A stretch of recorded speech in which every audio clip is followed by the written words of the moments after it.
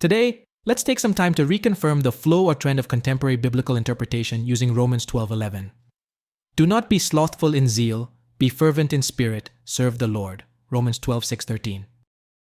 When I was young and attended church, I had the feeling that I would be blessed. At a young age, I didn't fully understand the meaning of blessing. However, the feeling that blessing is for those with a poor spirit deeply penetrated my heart. I wouldn't have accurately expressed it at that time. During the era when stocks were potatoes, I even delivered boiled potatoes in a bag to a beggar several times.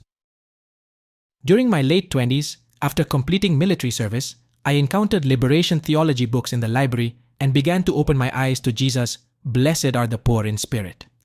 Approaching the age of 40, while studying abroad in the UK, about 60% of the pastors I met seemed to be researching liberation theology. I became aware of various denominations and sects, including Shincheonji Church, God's Mother's Church, and Pastor Young Myung-seok, around my mid-50s. Before that, I had no knowledge of the denominations and sects in the world. Sometimes I feel that I am misunderstood regarding the biblical interpretation we are sharing now. It is not fair to dismiss the claims or trends of receiving blessings by attending church, the lineage of liberation theology, or those who overly spiritualize or insist on literal interpretations of the Bible. If possible, it would be great if we could learn from each other and become a valuable spiritual food for the believers. The Bible warns that God should not be worshipped through human sacrifice. Deuteronomy 12:31, Leviticus 23:2, Kings 16:3. Were such human sacrifices taking place among the people of Israel or in the kingdom of God? Many atheists often point to God's testing of Abraham's faith through Isaac, Genesis 22:1-17, as evidence that human sacrifices were practiced in Israel. Therefore, without understanding Israel, the church, one can easily commit such misunderstandings, causing confusion in the world. There's a scholarly argument that human sacrifices were performed in Korea at least until the Goryeo dynasty.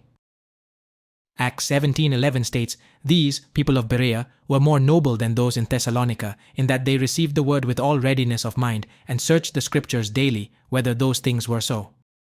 This phrase indicates that the Bereans did not lazily accept, but diligently compared and studied their lifestyle and experiences with the teachings and arguments of Paul. The passage we will discuss today, Romans 12:11, "Not slothful in business, fervent in spirit, serving the Lord." This verse echoes Jesus' command, "Love your God and love your neighbor," stating, "On these two commandments hang all the law and the prophets," Matthew 22:40. Among the two tablets received by Moses on Mount Sinai, one engraved with "Fear God" has the first 4 commandments, and the other with "Love your neighbor" has the last 6. This is the inheritance that Israel received as the 10 commandments. Romans 12:10-13, "Be kindly affectioned one to another with brotherly love, in honor preferring one another, not slothful in business, fervent in spirit, serving the Lord, rejoicing in hope, patient in tribulation, continuing instant in prayer, distributing to the necessity of saints, given to hospitality." The phrase "become poor or rich cannot enter the kingdom of heaven" cannot be found in God's law in the Bible. Instead, it teaches distributing to the necessity of saints, given to hospitality. Romans 12:13. The prophecy Jesus spoke of, "Verily I say unto you, this generation shall not pass till all these things be fulfilled." Matthew 24:34. "And the days will come, in the which there shall not be left one stone upon another that shall not be thrown down," was fulfilled after 40 years, AD 70. The disciples believed and prepared for the last days as Jesus instructed, applying it to their lives by sharing all their material possessions.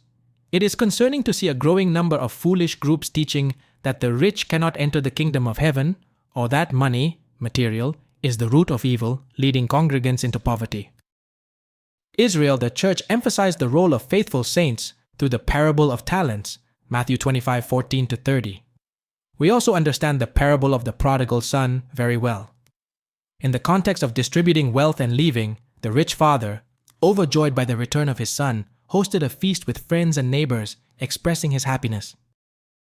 Among the beautiful customs habits in my home country, South Korea, the practice of sharing the cost of food regardless of wealth is one of the few in the world. I earnestly hope that this culture of society will continue for generations to come. It is joy, it is blessing, it is neighborliness, and it is knowing how to be thankful. And it would be even better if we could encounter that gratitude in our dreams.